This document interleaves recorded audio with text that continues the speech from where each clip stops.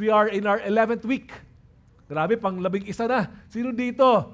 You can honestly say, nag-benefit ka sa series natin. Jesus is better.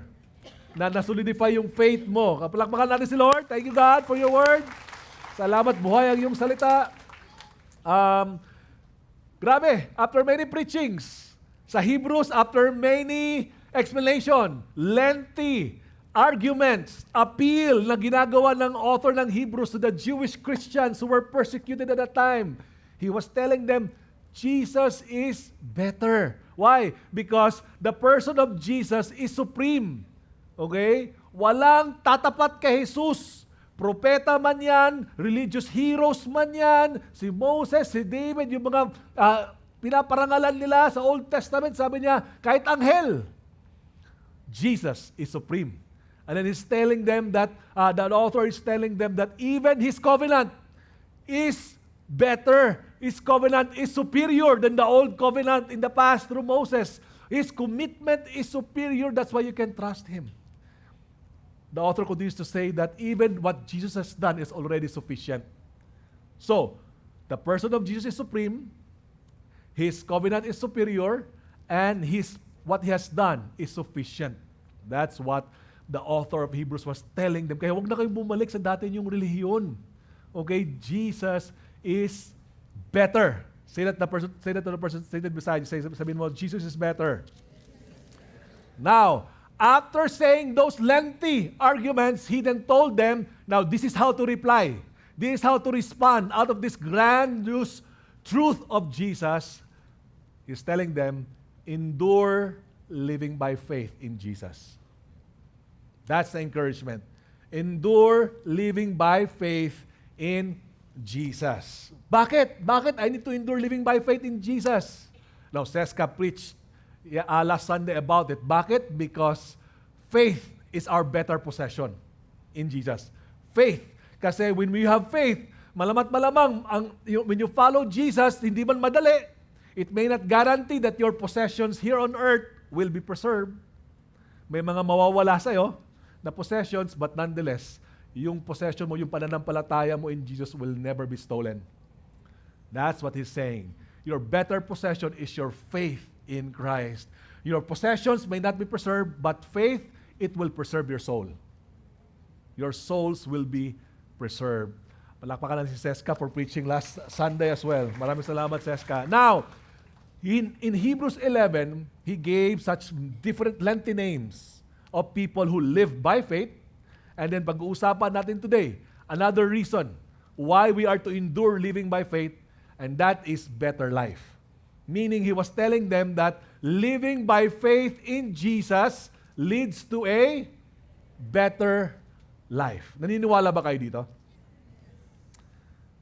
But before you take a picture, okay, before you post it online, ayaw ko pong lunukin nyo lang po yung salitang yan. Gusto ko po pag nilay-nilayan natin, let's wrestle with this truth. Totoo nga ba? Oh, no, I want to challenge it. In fact, I want to challenge this statement. I am saying this, it is true, but do you really believe that living by faith in Jesus leads to a better life? Now, it's very important as we wrestle with this statement, we need to look at it according to the Word of God. Would you agree with me? Okay, I call this word view. Hebrews 11:3 says, now, anong sabi sa Hebrews 11:3? By faith we understand that the universe was created by the... How many of you think that our universe is complicated? Hanggang ngayon, mga scientists, nagdidiscovery pa kung talagang posibleng mabuhay sa Mars. Hello? Hanggang ngayon pero tayo bilang Kristiyano, we know that the universe is created by the Word of God. So, ibig sabihin, yung faith po, hindi lang po to blind faith. By faith po, we get to comprehend. We get to have a comprehension. Hindi lang po tayo certain of what we do not see. Hindi lang po tayo, it's a conviction of what we do not see, certain of what we hope for, but it's also a comprehension. It will shape the way we think. Would you agree with me? Na kung ang universe complicated, how much more yung buhay natin hindi kayang gawan ng paraan ng Diyos? Tama ba? Hello? Kung yung mundo nga, universe nga, na-create ni God, Genesis 1. how much more yung buhay natin? So, importante yung worldview. Bakit? Kasi we can actually switch to the second picture, the worldview, the way we look at life. Alam niyo ba na mayroon sa Bible lang ganon? That he attempted to look at life without God. He attempted to look at life just by observing what's happening in the world. Alam niyo ba na may librong ganon sa Bible? Salamat sa aking asawa sa very support. Ecclesiastes. Said that Solomon, matanda na siya, he observed the world and without God, under the sun. Okay, under the sun, sa mundo lang. Sarili lang. Anong conclusion niya? Hindi kasama si God. Sabi niya, walang kwenta lahat. Everything is meaningless. It's completely meaningless. Lahat ng mga tao, mamamatay din. Whether mayaman ka, mahirap. Alam mo yon, walang Diyos sa perspective niya. Yan ang conclusion niya. Worldview ang tawag doon. Hindi kasama ang word ni God. Ito po yung nangyayari sa atin. Pag puro lang po mundo yung na-observe natin, hindi kasama yung word ni God. We get to have our own perspective. I would like to submit to you, people of faith. I would like to submit this to you and exhort us. As people of faith, following Jesus, we get the worldview. Amen? We get to see, challenge that statement, that living by faith in Jesus leads to a better life according to the Word of God. Handa na po ba kayo? Convince nyo naman ako na handa kayo. Parang, i-end ko na to, isi-send ko na kayo. So, handa kayo, ha? Okay, tayo po tayo. Parangalan po natin ang pagbabasa ng salita ng Diyos. At tayo po ay magbabasa sa Hebrews chapter 11, verse 32, hanggang sa verse 40. I'd like you to participate. Okay? Open your mouth, read with me, worship with me as we read God's Word aloud. Together. 1, 2, 3, go. And what more shall I say? For time would fail me to tell of Gideon, Barak, Samson, Jephthah, of David, and Samuel and the prophets, who through faith conquered kingdoms, enforced justice, obtained promises, stopped the mouths of lions, quenched the power of fire, escaped the edge of the sword, were made strong out of weakness, became mighty in war, put foreign armies to flight. Women received back their dead by resurrection. Some were tortured, refusing to accept release so that they might rise again to a better life. Others suffered mocking and flogging, and even chains and imprisonment. They were stoned and they were sawn in two. They were killed with a sword. They went about in skins of sheep and goats, destitute, afflicted, mistreated, of whom the world was not worthy. Say worthy. Wandering about in deserts and mountains and in dens and caves of the earth. And all these, though commended through their faith, did not receive what was promised, since God has provided something better for us, that apart from us, they should be perfect. Panginoon, I pray that you would strengthen our faith. Strengthen our faith, O God, to face different seasons of our lives. Give us understanding by the wisdom that you're going to give to us, to the illumination of your word. Holy Spirit, anoint the preaching of your word. Cleanse us from the inside out. In Jesus' name. All right, before you take your seat, these are 11 a.m. habit. You get to meet somebody, whether you like it or not. Hopefully, you would like it. Okay? Hanap ka ng hindi mo masyadong kakilala. And this is the question. Describe what is better life for you. What's better life for you? Ano ang magandang buhay para sa'yo? Di ba? Lahat naman tayo nangangarap ng magandang buhay. Tama po ba? Okay? Pag tinanong yun, malamang meron ka ng sarili mong set list. Di ba? You have sets of list about what better life is for you. For others, siguro ito yung listahan mo. Pag better life, for me, it's less problem, more finances. For others, it could be less challenges, more victories. Pwede ba yun? Walang victory pag walang challenges, di ba? How about this? For you guys, it's house and lots with investment and cars na walang payong. For others, it's, for you, it's healthy lang ako, Pastor, healthy lang. Pati yung mga anak ko, they're studying in good school. Honestly, di ba? Mga magulang, I can relate to that. For others, basta family and marriage is good. Panalo na. That's better. Sa mga simple, ako, simple lang po ako. Makakain lang po ng 3 beses sa isang araw. That's better for me. May mga ganon. Pag 5 beses, party-party na po yon. For others, it's just to wear decent clothes. Probinsyano pa ako. Sa Osami City, pangarap ko po makasuot ng bench na t-shirt. Social lang kami pag naka-bench kami. Naka-bench ka. Sa totoo lang, no? Hindi ba napapasabi ka na, hindi ba yun ang gusto ni Lord para sa kanyang mga anak? Lord, magandang buhay. And there's nothing wrong with that. I would like to say na wala po talagang masama maghangad ng magandang buhay. But at the same time, if you look at the teachings of Jesus, you would see and you would hear, you would know in Luke 12:15 and 23, Jesus would say, life is not measured by your cars, by your house. Okay? Life is not measured by how much you own. Life is more than just eating 3 times a day. Okay? Life is more than that. Your body, more than the clothing. So when you look at that, so Jesus, pag ikaw ang tinanong ko, what is better life? Ano yung sasagot mo? We're trying to discover it together by your word. Yan po yung posture natin today. What is better life?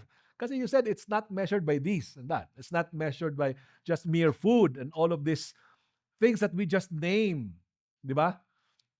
In the text we read, makikita natin na may 2 grupo.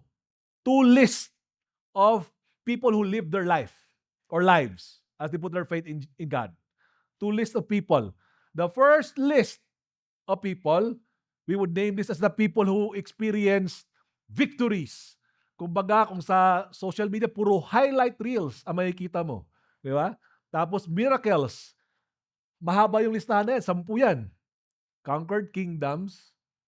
Grabe. Kung sa business yan, naangasan mo yung kakompetensya mo. Ganun, di ba? Kung magkalaban yan, tatalo sila, panalo ka. Kung sa sports. Enforce justice. Wow. Guilty. Diba? By faith. Obtain promises. Stop the mouths of lions. Sino yan?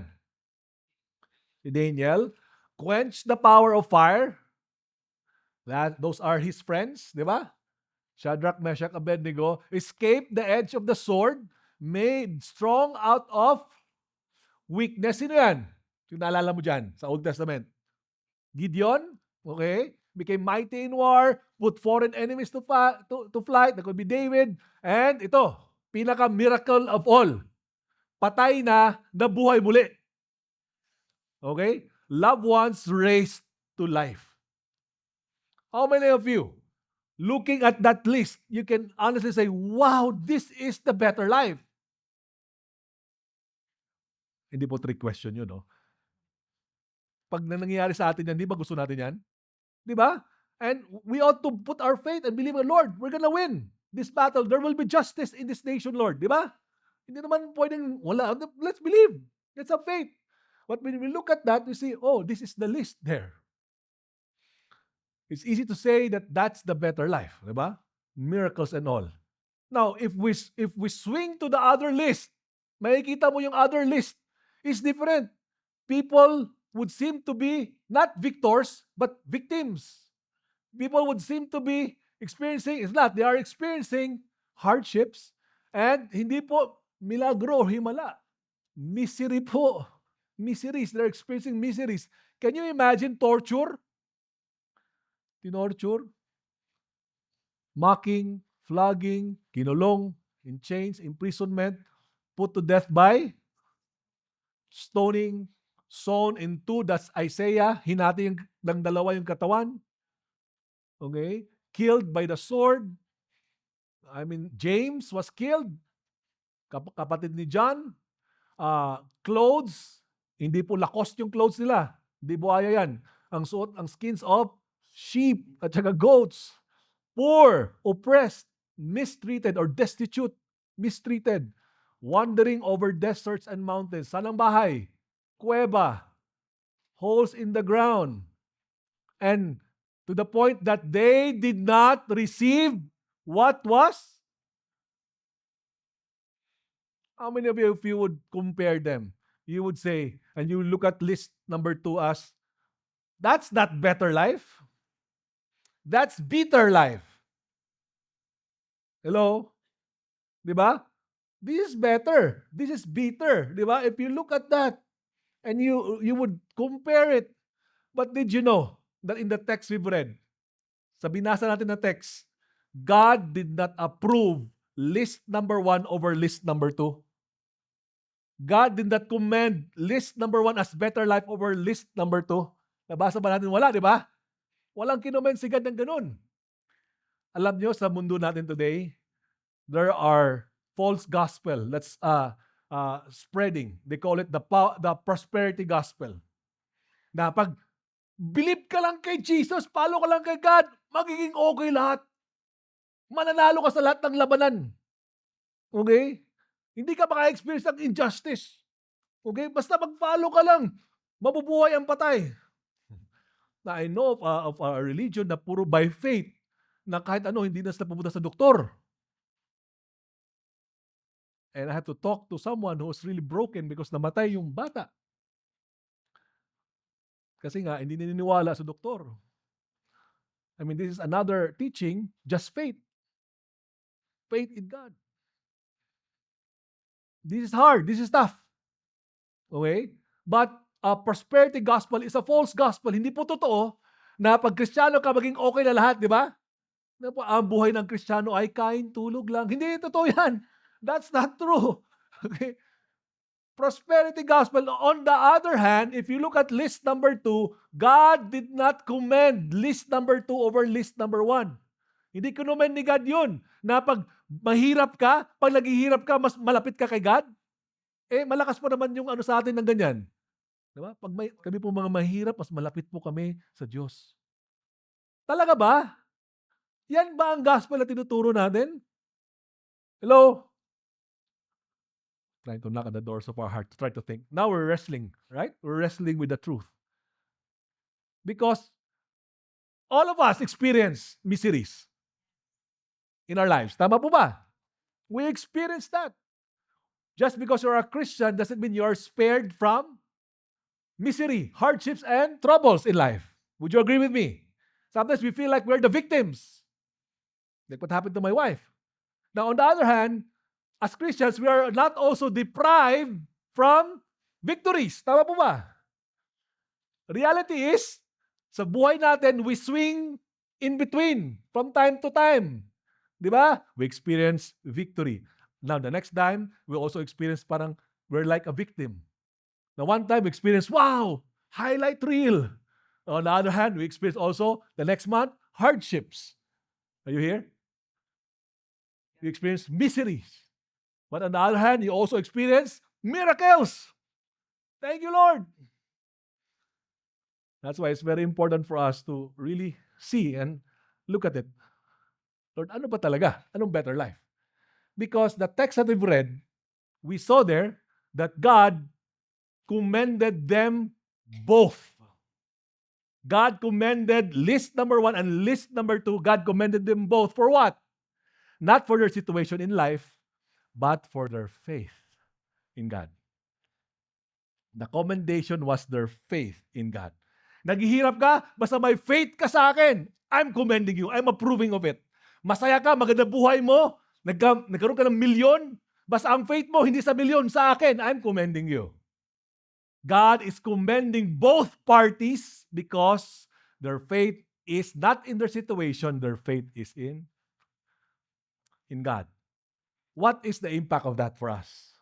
The impact in that for us, when you talk about living by faith in Jesus leads to a better life is this. Mga kapatid, better life is more than just what happened to you in this world. Let me repeat that. Better life is more than just what happened to you and me in this world. Better life is more than the deepest pains you've experienced in this world. The world wants to define us with our deepest pains. Better life is more than just the greatest victories you've experienced in this world. The world loves to define you with those greatest victories and put you in on top of the social media, make us famous, have all the likes and all. But that's not what better life is. It's not based on our situations. It's not based on the deepest pains and the greatest victories. Better life is more than just the successes we've achieved. Totoo naman, sisikat ka sa mundo. Pero that's not better life, according to how God wants to tell us what better life is. Better life is more than the failures we've committed in this life. And truth be told, parang linta yan sa utak mo, di ba? Sa utak natin. Pag nagkamali tayo, parang naging identity natin. But that's not what God wants to tell us. Better life is more than the miseries nor the miracles we've received in this world. So if we are basing our better life based on circumstances and situations, the Bible is telling us, hindi. Hindi yan nakabase ang better life. Di ba? Parang sabi na, ang hirap talaga ng buhay ko kasi ito na pagdadaanan ko. Yan, ibig sabihin ba yan, worse na yung life mo? According to what God wants to tell, for us to perceive, maaling sa mundo, mukhang ang worst, pero kay God, so long as you put your faith in Him, He is commending us. Our hope in life is not contained only in this world, mga kapatid. As the Bible would say through Apostle Paul in 1 Corinthians 15, if our hope in Christ is only for this world, kawaan tayo of all the people in the world. Bakit? Wala tayong pinagkaiba sa unbelievers. Ang unbelievers, umaasa lang din dito sa mundo. Tayo mga Kristiyano, pareho lang tayo na umaasa lang dito sa mundo. Hello? Tayo naniniwala kay Kristo. Kaya sinasabi ng Apostle Paul, dapat kawaan tayo. Kasi kung hanggang dito lang sa mundo yung pag-asa natin of better life, we are to be pitied of all. The only better life that this world can offer are temporal satisfaction, temporal security through the things of this world. Kaya nga sabi ni C.S. Lewis, he said here, if our deepest desires cannot be satisfied in this world, then we must be made for another world. Can't you agree with that? You just had your dream iPhone, and now you're wanting for the next one. You feel like you're not yet satisfied. You just had your dream car, and yet there's still that inner desire for the new one. You just had your dream boyfriend. Hopefully, faithful ka, and you don't want another one. Our hearts are insatiable. Tama po ba? There's something in our hearts that only Jesus can fill. And that's why Jesus said, we Christians live in this world, but we are not of this world. Nabubuhay tayo sa mundo, pero hindi tayo, ang perspective natin hindi makamundo. Okay? Jesus would even say, what good is it if we gain the whole world, but forfeit our soul? Nakuha mo na lahat, di ba? Pero you forfeit your soul. What good is that? The writer in verse 38 even said, the world was not worthy of them. Think about that. The world was not worthy of them. Yung ibig sabihin po ng worthy na yan means to assign a value that would match worth for worth. Di ba? Pag value, di ba? Pag binamatch mo siya, pareho ba ang worth yan dito? Tama? Di ba? You wanna make sure na walang lugi. Worth for worth. Di ba? We always decide based on values. Tama ba? Isipin mo, pupunta ba akong church? Umuulan eh. Pero naisip mo, mas mahalagang pumunta sa church kaysa sa ulan. Di ba? Hindi nga, totoo, di ba? Yung iba sa inyo napilitan kasi, naman. But worth for worth. Ang sinasabi po ng text is that we believers, when it comes to our worth in God's eyes compared to the unbelievers,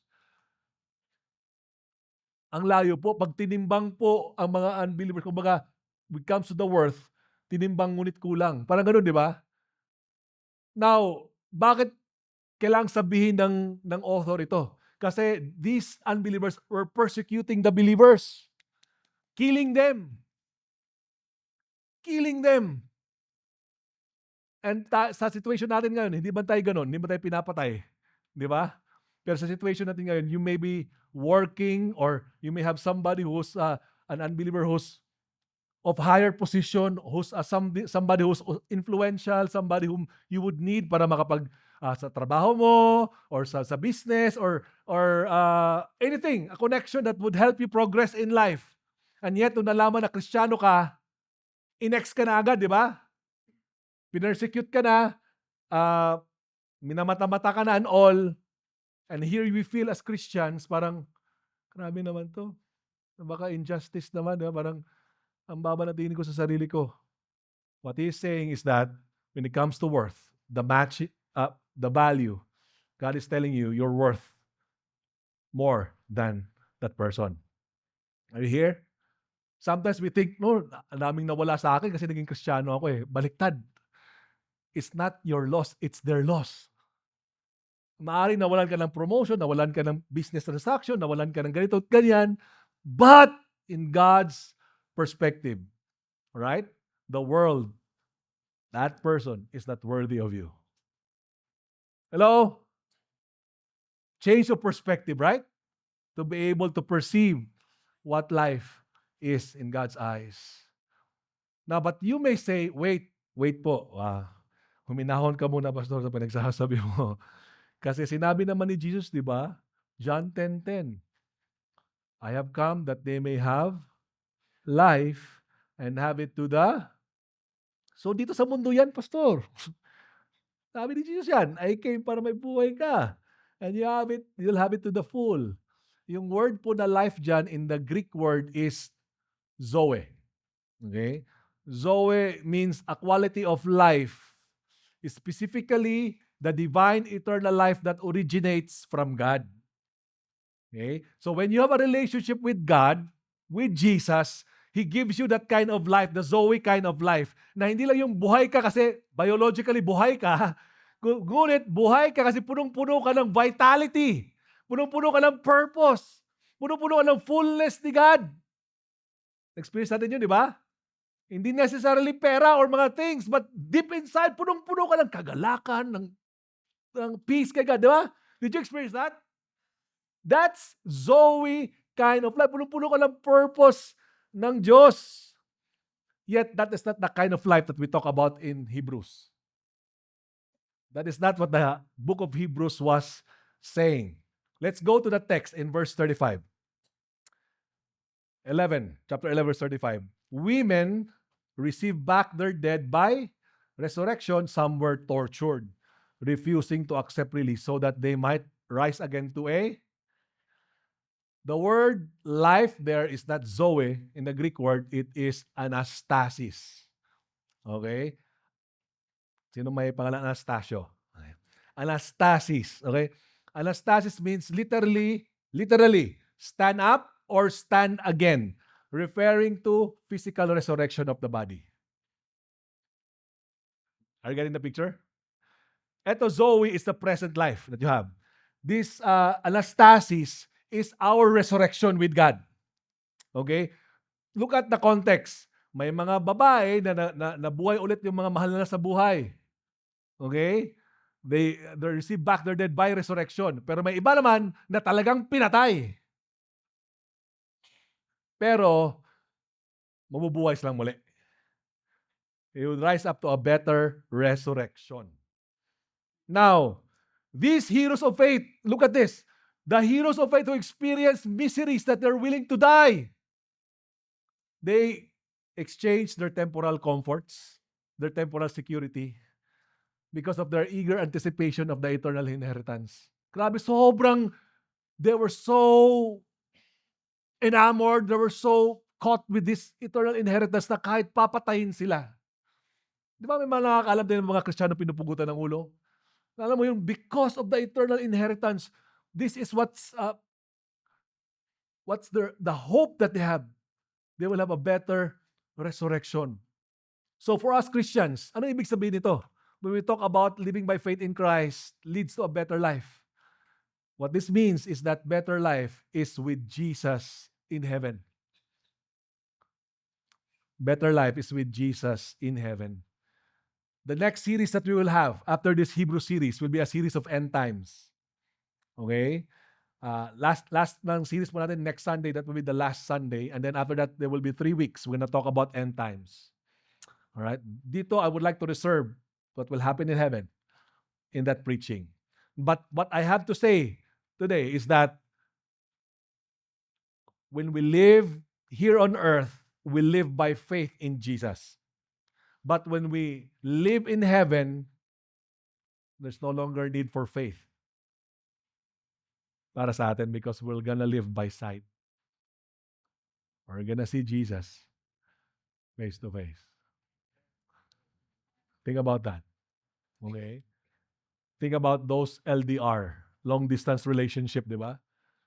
Dati, pag nakikita mo yung girlfriend, I love you. Alam mo, okay. Mga ka pa, di ba? Cellphone, mukha kang, pero pag personal na, iba na, di ba? Yakap na, mahal na, holding hands na, di ba, while walking.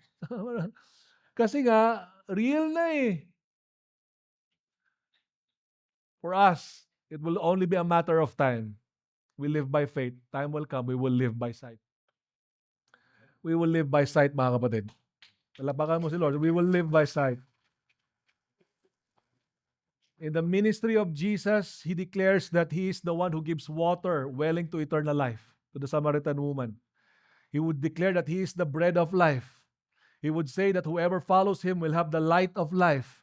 He is saying that He is the door to eternal life. He would say that He is the way, the truth, and the life. There is better life in heaven because Jesus is there. Amen? Jesus is with us and we will be with Jesus. Apostle Paul said it in Philippians 1:23. Pabasa po together. 1, 2, 3, go.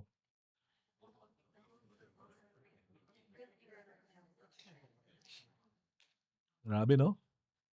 He longs for it. Hindi suicidal si Apostle Paul nito Nakakulong siya pero hindi siya suicidal.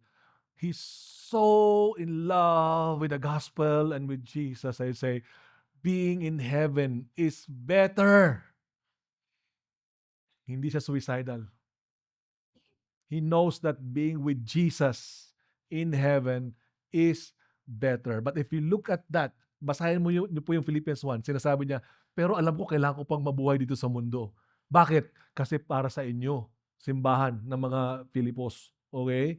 Kasi kailangan kayong lumago sa inyong pananampalataya. Pero kung tanungin nyo lang ako, kung ako lang tatanungin nyo, gusto ko nang mamatay at kasama si Jesus sa langit. Napakaiba sa atin, di ba? Tayo pag naghihirap, patayin mo na ako, Lord. Ayoko na, hindi ko na kaya. Di ba? I mean, meron pa akong drama dati na lumabas ako sa building, di ba? Sabi ko, John, patayin mo na ako ngayon. Kidlatan mo ako. Ano nasa GMA no?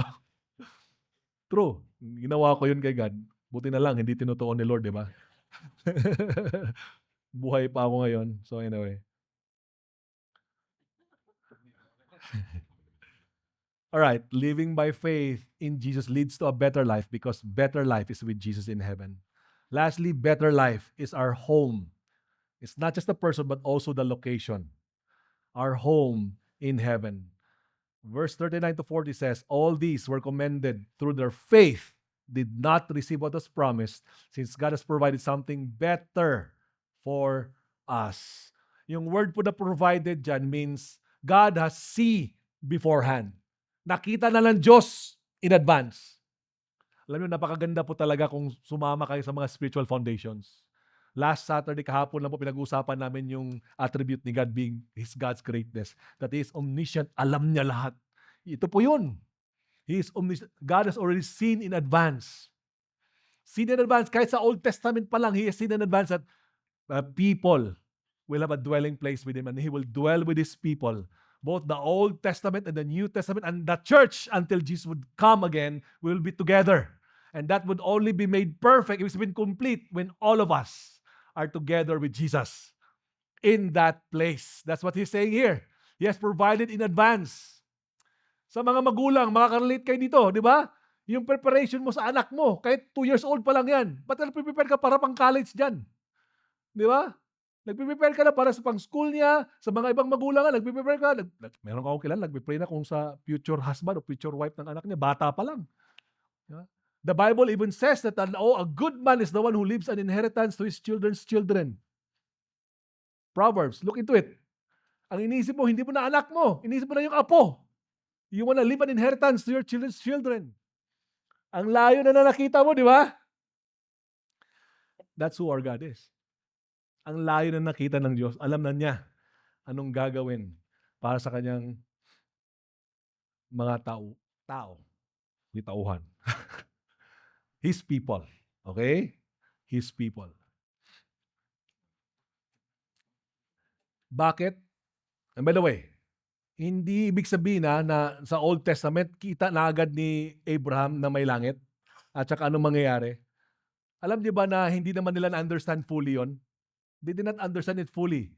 But what they did, the heroes of faith in the past was that they are forward-looking. It's a forward-looking trust.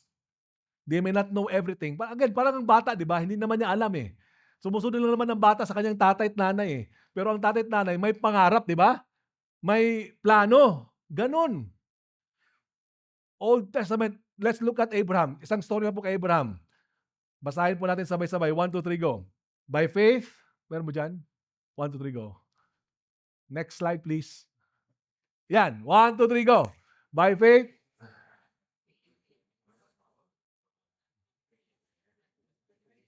All right, that's Canaan. And he went out, not knowing where he was going. By faith, he went to live in the land of promise, as in a foreign land, living in tents with Isaac and Jacob, heirs with him of the same promise. Verse 10, for he was looking forward to the city that has foundations, whose designer and builder is God. He's looking forward. He's looking to Canaan as the promised land, pero wala naman siyang sariling bahay doon. He was living in tents. It's for the next and the next generation. Pero he was looking beyond Canaan because he's trusting God. Okay? Di ba, ganun naman talaga ang faith, di ba? Hindi mo naman alam lahat. Yet God has prepared a good place for us. Amen? He has prepared a good place for His people. We are foreigners. We are sojourners in this land. Now, as these Old Testament heroes of faith were commended by God because of their forward-looking trust in Him, the author of Hebrews is telling the Jewish Christians, ganun din kayo. Okay? Live by faith. He was telling them before, He is also telling us today. Anong message niya? Endure, living by faith in Jesus. That's the message. Endure, living by faith in Jesus. It's not US as the better life. It's not New Zealand. It's not Canada as the better life. It's not it. Hello? Endure, living by faith in Jesus. What's the foundation of this hope? Ano ba ang pundasyon nito?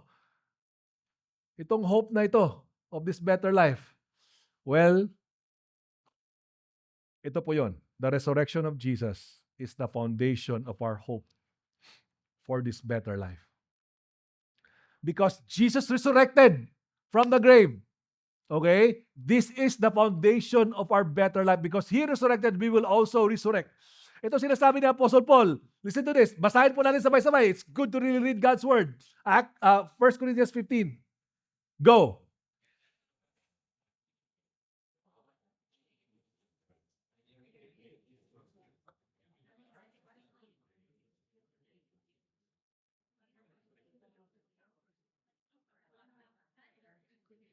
Grabe, no? if Jesus did not resurrect, walang kwenta tong pa-preaching ko, patawa-tawa ko ba? Walang kwenta to. Walang kwenta yung faith natin kay Jesus kung hindi siya nabuhay muli. Walang kwenta talaga. Pero sabi ng author ni Paul, pero nabuhay siya. In fact, Apostle Paul had a personal encounter with Jesus. The resurrected Jesus. Buhay si Jesus. There was this story wherein Mary, Martha, and Lazarus, as the siblings whom Jesus loved, namatay po si Lazarus. Alright? They were sending a message to Jesus. Jesus, punta ka na dito. May sakit si Lazarus. Okay? Pero si Jesus dumating kinda late. 4 days. Patay na si Lazarus. Nakalibing na si Lazarus. Okay? Umiyak si Martha. Jesus, kung dumating ka lang on time, ba't ka late? Hindi mo malaki sa kalendar, nag-set ako ng alarm doon, di ba? Hindi sila mamamatay ang kapatid ko. Ganon din si Mary. Si Mary fell at the feet of Jesus and Jesus wept. Jesus cried. You know what Jesus did? You know what happened, diba? He raised Lazarus from the dead. They saw the miracle. It's the resurrection of their brother, Lazarus, is alive. But did you know that that is only a shadow of what Jesus will do? Because basically Jesus is saying, that will happen to me. I will die on the cross, but I will also be resurrected and I will be alive. What makes it superior? Lazarus was raised from the dead only to die again. I will be raised from the dead, never to die again. That's the picture of the gospel that God wants to tell us. God is not promising us prosperity nor poverty, but God is telling us we will experience highs and lows in life. But what's the promise? There's better resurrection. There's better life. That's why he said to Martha, I am the resurrection and the life.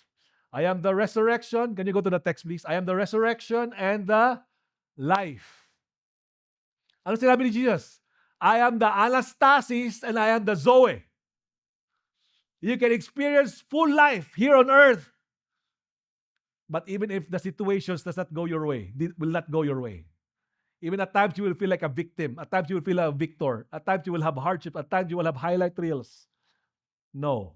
At the end of the time, when you die, I am also the anastasis. I will give you life. That's why he said, whoever believes in me, though he die, yet shall he live. And everyone who lives and believes in me shall never die. Mga kapatid, Jesus is our better life. Let's endure to live by faith in Him. The question is, next slide before that, do you believe it? Do you believe Jesus? That's the question. Do you believe Him? That He is the resurrection and the life? You want to receive Him in your life? If you have already received, that's our hope. And that's why pagkatapos po ng Hebrews 11, nag-conclude ang author, knowing that you are to endure living by faith in Jesus because He's the life, the anastasis, not just the Zoe kind of life. Sabi niya, therefore, since we are surrounded by so great a cloud of witnesses, let us lay aside every weight, sin that which clings so closely, and let us run with, ano sabi diyan? Run with endurance. Endure. Putting your faith in Jesus. But when you endure, nagbigay siya ng isang picture. Parang race ang picture. Parang marathon ang picture. And that's the picture wherein habang tumatakbo ka, wala kang pabigat, di ba? Nakakita ka ba ng runner na may bagahe? Wala, di ba? Tinatapo nila yun, di ba? Yung mga pabigat. They want to be as light as possible. Ano ba yung pabigat? Kasalanan, pabigat. Itapon mo yun. Huwag mo lang gawin yun. But hindi lang po kasalanan. May po ibang pabigat. Wait. Diba? May mga pabigat na sinasabi God, hindi ko pinapadala sa'yo yan. Tapon mo yan. At hindi yan yung asawa mo. Okay? Huwag mong itapon ang asawa mo. Di ba? yung whatever it is na pabigat na sinasabi ni God, itapon mo. Alright? That is the imperative. Okay, run, lay aside every weight and sin which clings so closely, and run with endurance. Run with endurance. I am reminded with this guy, Chris Nikic. Chris Nikic is a guy with Down syndrome. He had a heart surgery at months old. He had 4 years old. He was not able to walk well until 4 years old. And by 5 years old, he was able to eat solid food only by 5 years old. Tapos, at the age of 21, in fact, overweight din siya, but at the age of 21, he was able to finish Ironman, the only Down syndrome finished Ironman. Okay? Ironman. Running, biking, swimming. Okay? Walang exemption. Sinabi ng mga sa Ironman, hindi porket Down syndrome siya, bigyan naman siya extend naman yung time limit. He finished beyond the time limit. Kumbaga, bago umabot yung time limit, 16 hours. Okay? Twice po siyang nanalo sa SP Award at noong 2021 nanalo siya ng receive siya ng award na Award of Perseverance. Endurance. Okay? Ano yung niya? Mantra niya? 1% better every day. 1% better every day. As you set to follow Jesus, just 1% better every day. Lay it aside, di ba? Palamura ka, kumpleto yung sentence mo ng mura, 10 mura in one sentence, di ba?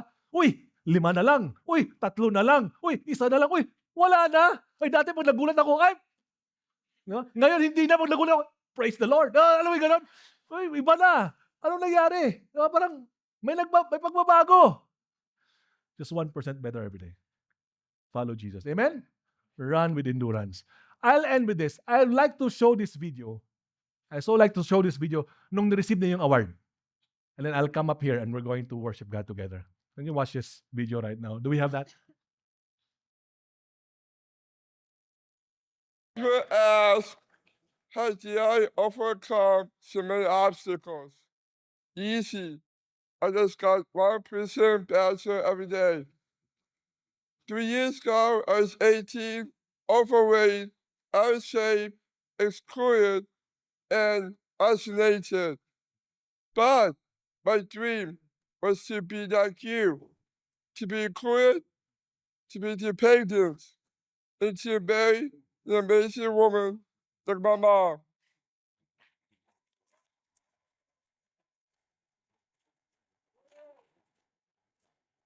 When I started, this was all about a boy and his dream.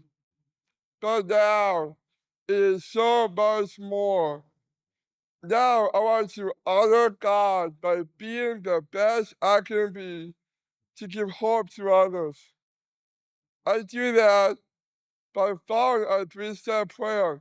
1, I get 1% better every day. 2, I work hard. And 3, as Jimmy Fee said, don't give up. Don't ever give up.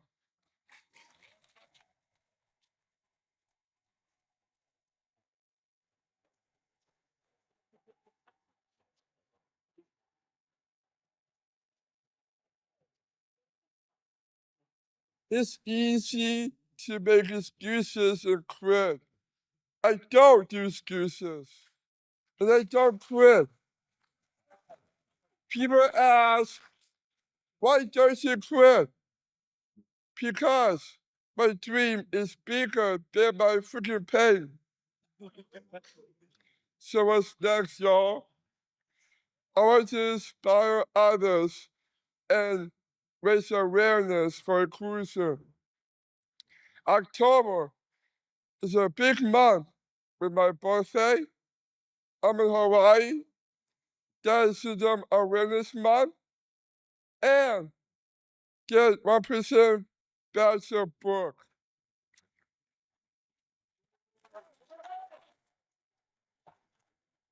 Please help me raise awareness for inclusion, and let's make the world a better place for all of us.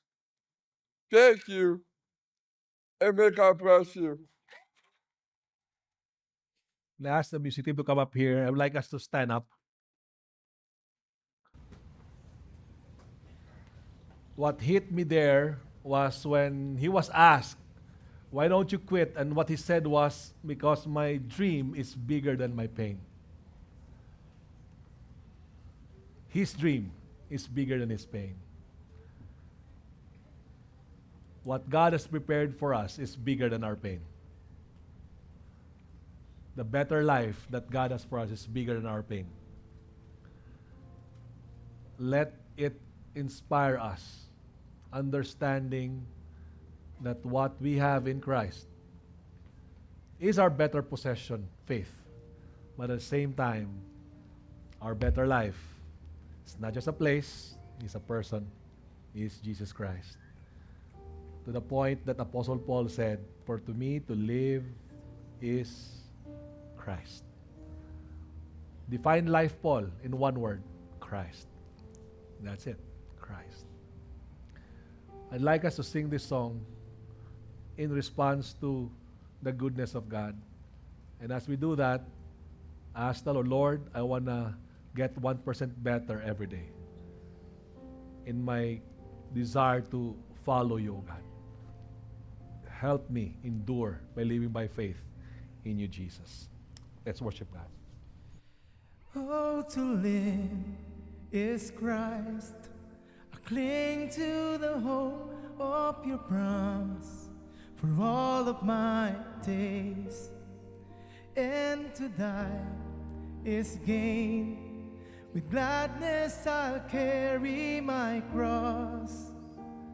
This life, oh, to live is Christ. I cling to the hope of your promise for all of my days. And to die is gain. With gladness I'll carry my cross.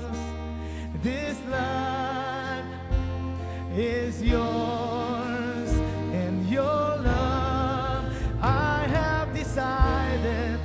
Yes, I've decided to follow Jesus for all of my days. I have decided, yes, I've decided to follow Jesus for all of my days. I have decided, yes, I've decided to follow Jesus for all of my days. I have decided, yes, I've decided to follow Jesus for all of my days. I have decided, yes, I've decided to follow Jesus for all of my days. I have decided, yes, I've decided to follow Jesus for all of my days. Thank you, God. I want to pray for a group of people right now wherein we've already understood the truth that living by faith in Jesus leads to a better life. Meaning better life is more than just what happened to you in this world. Better life is with Jesus in heaven, and better life is our home in heaven. That better life is more than just what will happen to you here in this world. Sometimes, if not many times, the way we approach God in our relationship with Him is that it's circumstance-based. It's situation-based. Pag nasa highlight reels, praise God. Pero pag nasa hardships, why God? And somehow, nagkaroon ka ng tampo, bitterness, anger, question kay God, Lord, inalaw mong mamatay ang aking loved one. Nagpray ako, pagalingin mo yung loved one ko, di ba? Bakit hindi mo pinagaling? Lord, nagpray ako na gawin mo to, di ba? Bakit hindi mo binigay sa akin yung inaasam kong breakthrough? Bakit, Lord, dininay ako? Lord, di ba? Lots of questions. You're left with bitterness because we think that better life is about the yes and no. But we see now those two lists. One list, obtained the promise. The other list did not obtain the promise. God wants to minister to you. Remember that He sent His Son, Jesus Christ, to die at the cross. Pwede namang hindi dapat gawin ni Jesus na yun eh. But He did it anyway because the problem is not just the possessions and the promotion of this world. The problem is sin. And He has made a way for it. If you want to say to the Lord, here's my heart, would you restore me once again? I want to set my eyes to follow you again. Forgive me for harboring anger against you. Help me to humbly submit. If that's you, would you raise up your hands to God? Just raise up your hands to God and say, Lord, that's me. Help me. Lord, you see the hands that are raised. God, I pray that you would minister to your sons and daughters, oh God. Minister to your sons and daughters, oh God. Let the gospel minister to your sons and daughters, that even Jesus, in His pain, cried out, Father, Father, why have you forsaken me? And yet there was no answer, because He knew the purpose.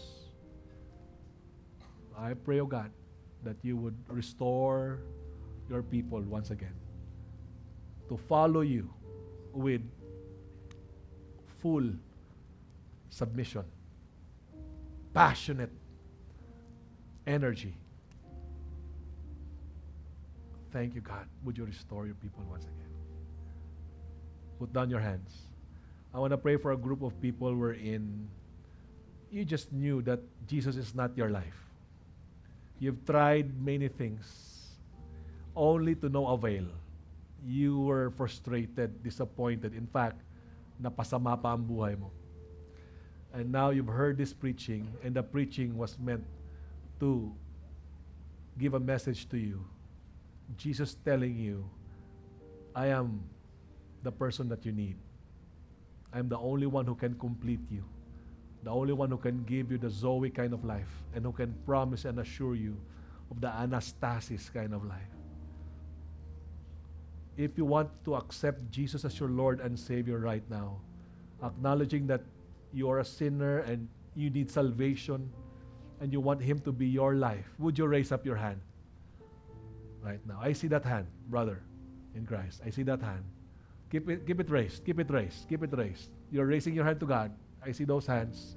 Taas mo lang yung kamay mo. 1 and 2 and 3. Keep it raised. I see that hand. Thank you for that hand. Pray with me right now. Pray this prayer. Say, Jesus, I am a sinner. I cannot save myself. Thank you for your salvation. Thank you for your sacrifice. Thank you for your substitution.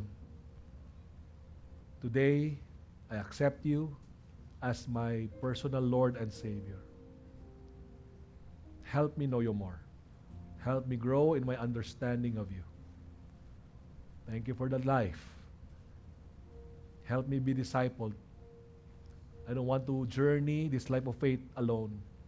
I pray that I will be discipled as well. In Jesus' name. Let me pray for you. Lord, you see the hands that are raised. Lord, I pray that, Lord, the life, the Zoe life starts now for them. The Zoe life starts now, Lord. The quality life starts now in the lives of these people who have raised up their hands. And I pray, God, that all the more, Lord, they will be rooted and grounded in the person of Christ, in you, Jesus. And there will be greater revelation and understanding of your plan and destiny for their lives. Maraming salamat, Lord. Can you raise up your hands to God? I want to release you with a blessing right now. By the way, sa mga nagtaas ng kamay, no, when you accepted Jesus Christ as your Lord and Savior, lapitan nyo lang po kami ni Seska dito. We would like to pray for you as well. We would like to explain to you what you did. The Lord bless you and keep you. The Lord make His face to shine upon you. The Lord lift up His countenance towards you and know that He has already granted you better life in Christ. So walk with confidence, knowing that the one that's branded you as victorious is the Word of God. Let that perspective be upon your mind and heart. Church, you are sent. Be a blessing. It's now time to serve your family, serve your community, serve your city, serve your campus. God bless you, everyone.